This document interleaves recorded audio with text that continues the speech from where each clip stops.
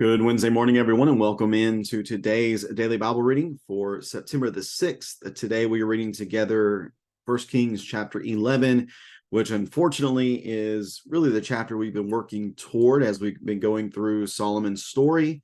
Again, there's been a lot of good things that have taken place, but we've highlighted the seeds of trouble that have been planted along the way. And finally, those seeds of trouble are going to bear really bad fruit in our chapter today. So let's go ahead and read this chapter 11 of 1 Kings, which is the last chapter concerning Solomon and his part he played in the story of Israel. 1 Kings chapter 11 and verse number 1. The text says that King Solomon loved many foreign women in addition to Pharaoh's daughter, Moabite, Ammonite, Edomite, Sidonian, and Hittite women from the nations about which Yahweh had told the Israelites, you must not intermarry with them, and they must not intermarry with you, because they will turn your heart away to follow their gods. To these women, Solomon was deeply attached in love. He had 700 wives who were princesses and 300 who were concubines, and they turned his heart away. When Solomon was old, his wives turned his heart away to follow other gods. He was not wholeheartedly devoted to Yahweh, his God, as his father David had been. Solomon followed Ashtoreth, the goddess of the Sidonians, and Milcom, the abhorrent idol of the Ammonites. Solomon did what was evil in Yahweh's sight, and unlike his father David, he did not remain loyal to Yahweh. At that time, Solomon built a high place for Chemosh, the abhorrent idol of Moab, and for Milcom, the abhorrent idol of the Ammonites, on the hill across from Jerusalem. He did the same for all his foreign wives who were burning incense and offering sacrifices to their gods. And Yahweh was angry with Solomon because his heart had turned away from Yahweh, the God of Israel, who had appeared to him twice. He had commanded him about this so that he would not follow other gods. But Solomon did not do what Yahweh had commanded. Then Yahweh said to Solomon, since you have done this and did not keep my covenants and my statutes which I commanded you, I will tear the kingdom away from you and give it to your servants. However, I will not do it during the lifetime, I will not do it during your lifetime for the sake of your father David. I will tear it out of your son's hand. Yet I will not tear the entire kingdom away from him. I will give one tribe to your son for the sake of my servant David and for the sake of Jerusalem that I chose. So Yahweh raised up Hadad, the Edomite, as an enemy against Solomon. He was one of the royal family of Edom. Earlier, when David was in Edom, Joab, the commander of the army, had gone to bury the dead and had struck down every male in Edom. For Joab and all Israel had remained there 6 months until he had killed every male in Edom. Hadad fled to Egypt, where some Edomites from his father's, with some Edomites from his father's servants. At the time, Hadad was a small boy. Hadad and his men set out from Midian and went to Paran. They took men with them from Paran and went to Egypt, to Pharaoh, king of Egypt, who gave Hadad a house, ordered that he be given food, and gave him lands. Pharaoh liked Hadad so much that he gave him a wife, the sister of his own wife, Queen Tahpenes. Tahpenes gave birth to Hadad's son, Genubath.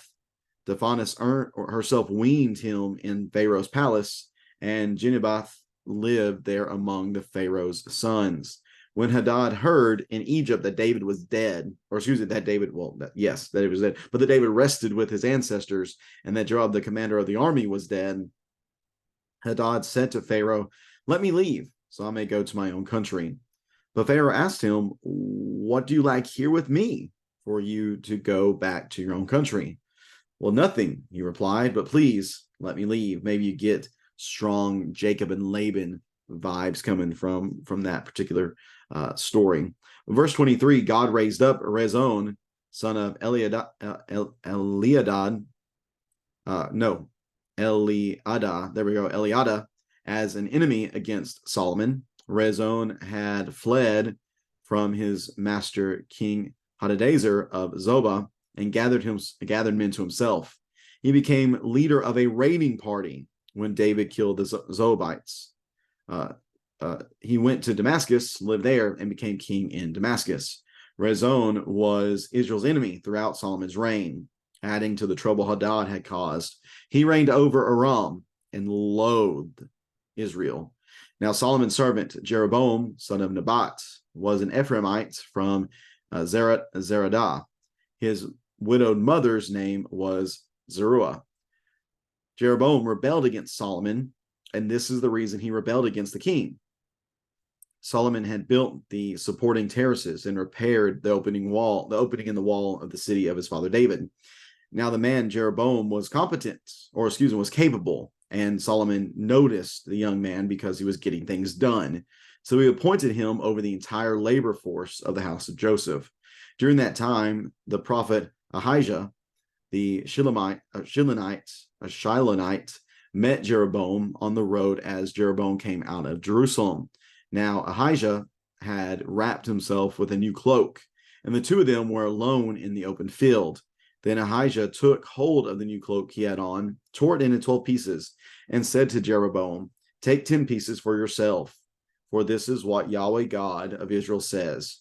I am about to tear the kingdom out of Solomon's hands. I will give you 10 tribes, but the one tribe will remain his for the sake of my servant David, and for the sake of Jerusalem, the city I chose out of all the tribes of Israel.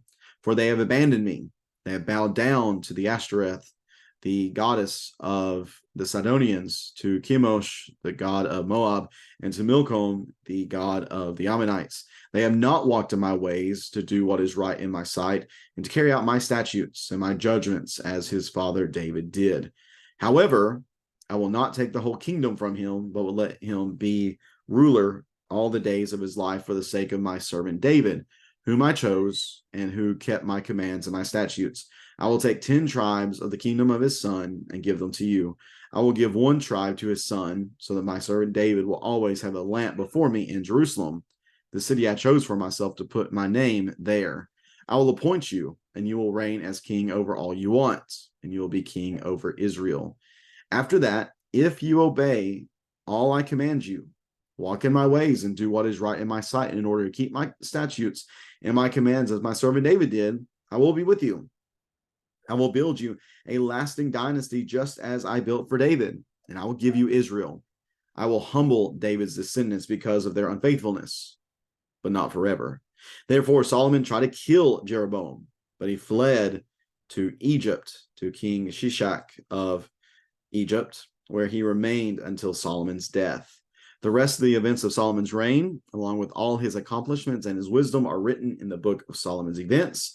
The length of Solomon's reign in Jerusalem over all Israel totaled 40 years. Solomon rested with his ancestors and was buried in the city of his father David. His son Rehoboam became king in his place. And that is the unfortunate ending of Solomon's reign found in 1 Kings chapter 11.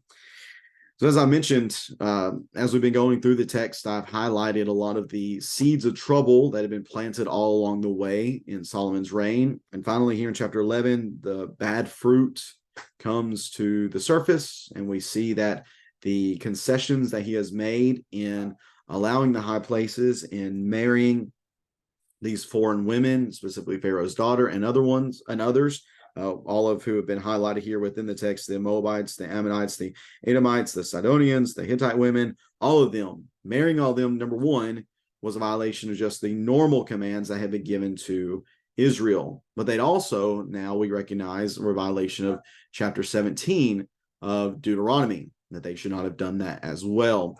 So because of this transgression, we see where it ended up leading Solomon. It ended up leading him to give concessions to these women so that they might worship the gods that they served in their foreign lands. Solomon was not able to stand against them. I mean, just think about it very practically. You have 700 wives and 300 concubines.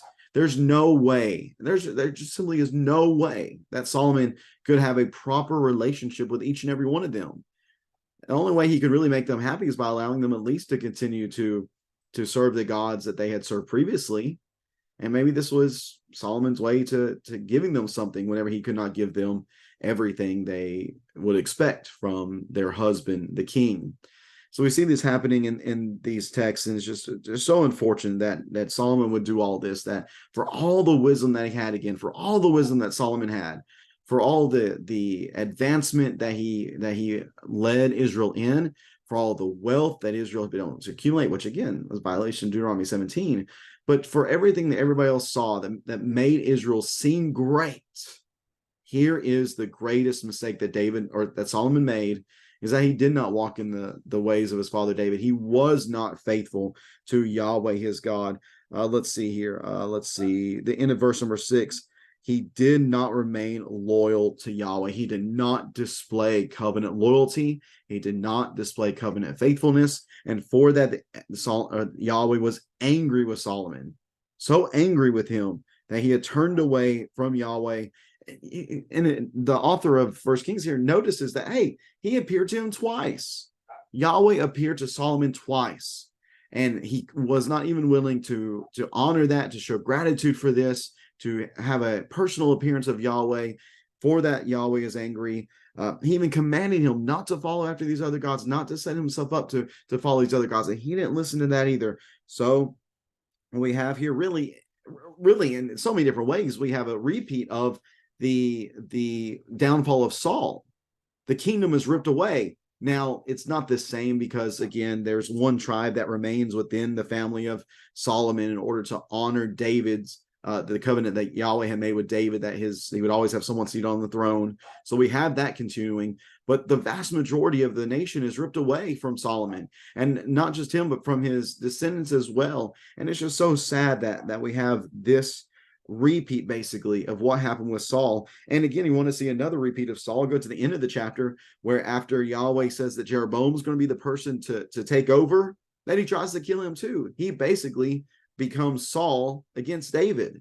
Solomon tries to kill the incoming ruler. And certainly that was not according to God's will. And he really, in many respects, is rebelling against God's will in that way.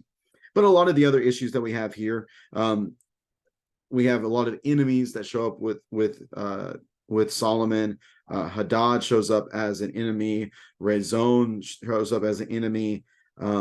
Many other individuals show up here. Jeroboam, of course, shows up as an enemy too. Why? Why all these enemies against Solomon? Why does he have all this trouble? Because he's not pursuing Yahweh.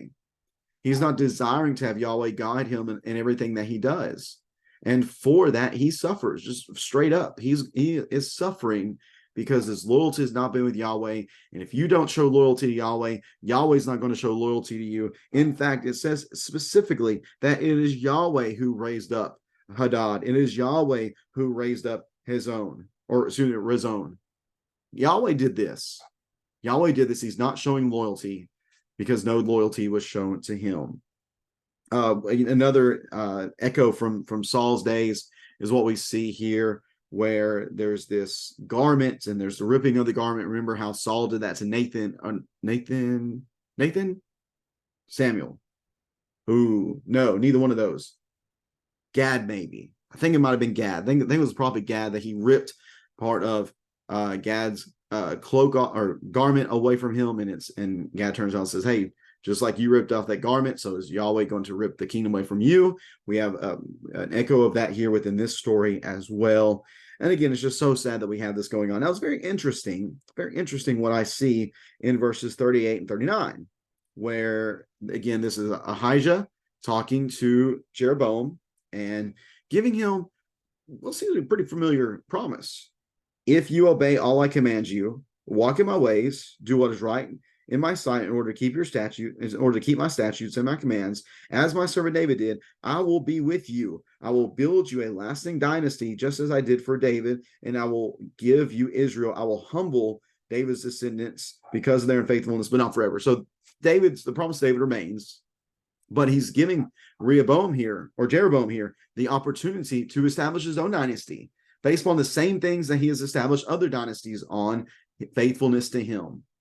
Fortunately, give you a little spoiler alert, if you don't know the history of Israel, he doesn't do that. He doesn't show faithfulness. In fact, none of the kings of the northern kingdom show faithfulness. And for that, we just see a great deal of mess that ends up taking place throughout the entirety of this story. The text ends up with the death of Solomon. He reigned for 40 years. And again, it's just a real mixed bag, isn't it? Again, there was such prosperity in Israel from a political perspective, but spiritually not good. And I was reading through here too. Let's see, the end of verse 33, they have not walked in my ways to do what is right in my sight and to carry out my statutes and my judgments as his father David did. Who's the they there? Is the they Solomon in like his inner circle, or is he referring to Israel as a whole? It would not surprise me at all if Solomon's behavior, the way he was willing to synchronize worship between Yahweh and these pagan gods, it would not surprise me whatsoever if that bled over into the rest of the nation. Not one bit would that surprise me. And certainly that seems to have been the case here. At least I think, if I'm reading that correctly, that seems to be the case, that the people had gone off to the idolatry as well. So again, a lot of political prosperity, but spiritually just not good. So much failure, so many poor decisions made by Solomon, and eventually, because of it, it's going to lead to the kingdom being divided. So for all the good that Solomon did, for all the wisdom that he had, maybe the best way to describe his story is that it was a lot of unrealized potential, a lot of failure that did not have to be. He had everything set up for him to be very successful, but unfortunately, and we don't see that at all. A lot for us to learn from, certainly. Wisdom's great, but if we don't apply it in the right places, what good does it really do? I appreciate you tuning into this reading on this Wednesday. Hope you have a great rest of your Wednesday, and hope to see everybody tonight as we gather together for our Bible studies at 7 p.m. We'll see you tomorrow as we continue reading through the text of 1 Kings. Tomorrow we'll be in 1 Kings chapter 12, reading about the kingdom being divided. Again, have a great rest of your Wednesday, everyone. Take care, and God bless.